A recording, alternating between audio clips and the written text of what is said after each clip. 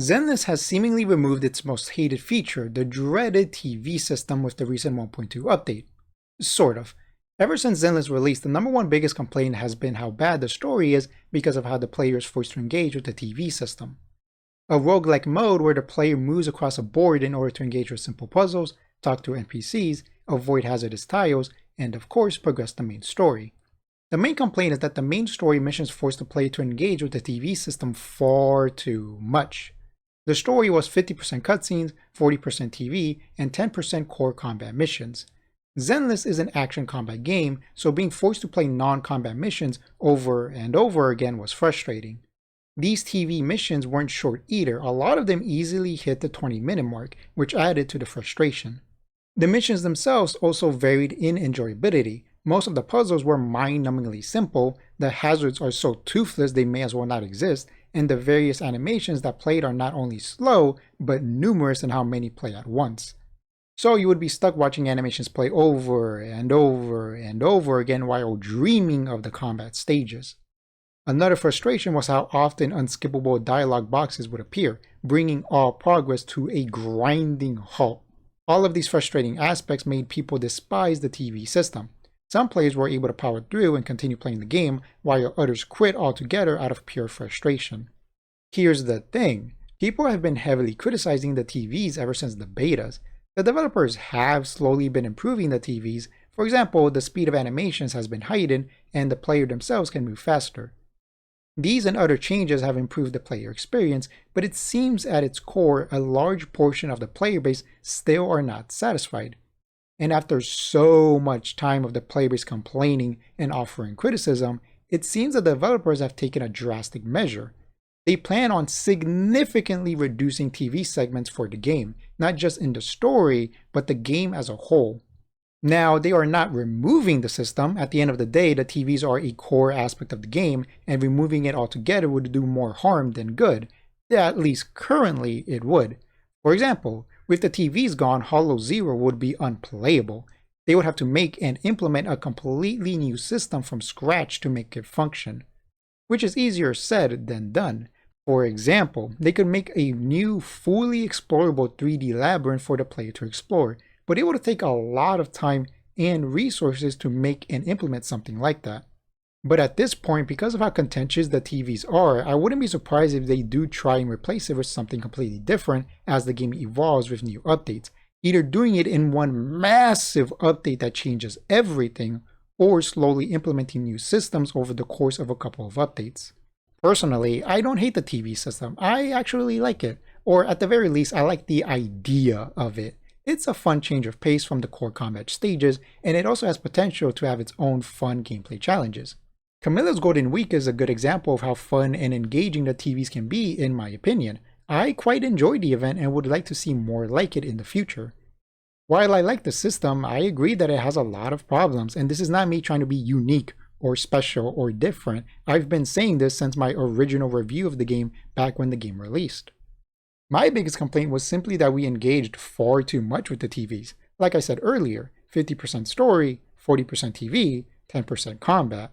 I truly believe that if the game had a more balanced division between story, TV, and combat, the outcry wouldn't be as bad as it has been. An even 33% division between the three core pillars of the game would have been perfect, or at the very least something as close to that as possible. And I still think that that is the best solution to this problem. Instead of removing or reducing the TV so much to the point it may as well not exist, the developers should try and find a more healthy long-term solution. The developers put in a lot of time, effort, and dedication into the system, and it would suck to see it all have been for nothing. I enjoy exploring Hollow Zero with the TVs. There were some story and side missions that I thought were fun, and I really liked Camilla's Golden Week like I said earlier. I think there's a lot of potential with the TVs as long as the developers continue to try and improve the system to make the experience better for all players. In my video reviewing version 1.1, I mentioned that I loved Jane's story. The fact that we could walk around as her in a unique hub area to talk to NPCs and progress the main story was amazing. And I liked the fact that there was no TV. It was just well-made combat stages similar to the rally type missions rather than the simple battle arena that the first three main chapters were filled with. It made it unique, it made it special. I also mentioned that I hoped they would implement some of those elements in the main story chapters, unique hub areas and more in-depth combat stages alongside better TV segments. Chapter 4 did give us drastically better combat stages at the cost of completely removing TV segments. First, the pacing of the story wasn't great. Don't get me wrong, I enjoyed the story itself. Seeing Caesar, Lucy, Piper, and everybody else interact with each other was great, and I enjoyed the overarching plot of the story.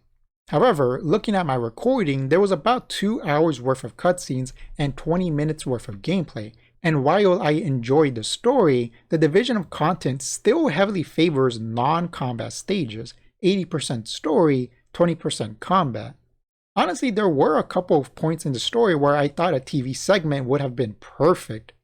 The obvious example being when Lucy tries to find the snitch. There could have been a TV stage where we play as Lucy investigating the area, trying to find clues and see what the residents are up to, eventually coming across Casa, sneak it out at night, which is where the mission would end and we return to playing as the siblings and continue the story. Chapter 4 made me realize just how important the TV segments were for the pacing of the main story.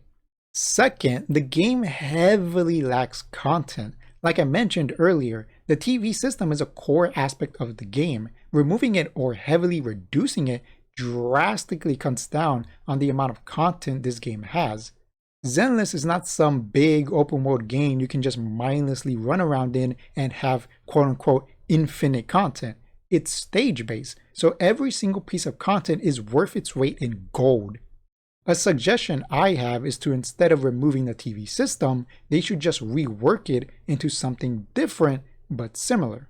How about instead of playing in an abstract 2D board, we play in an abstract 3D board? Make us run around a small 3D environment as EOS where we solve puzzles, avoid obstacles, and complete story objectives.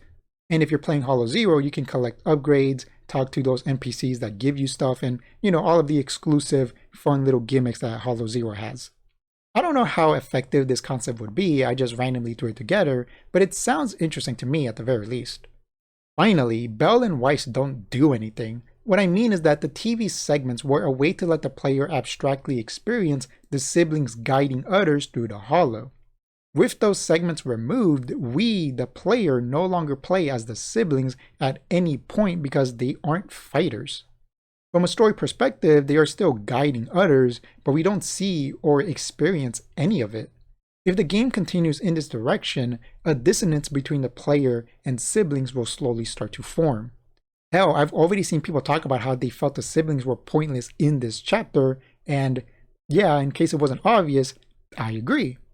And to be completely honest, I never understood why the siblings were even the main characters to begin with. I always thought the Cunning Hares being the main characters made far more sense. They were the main focus of the first 2 chapters. Nicole's hacker friend got abducted in chapter 3, so the Cunning Hares helping out Victoria's housekeeping would have made a lot of sense.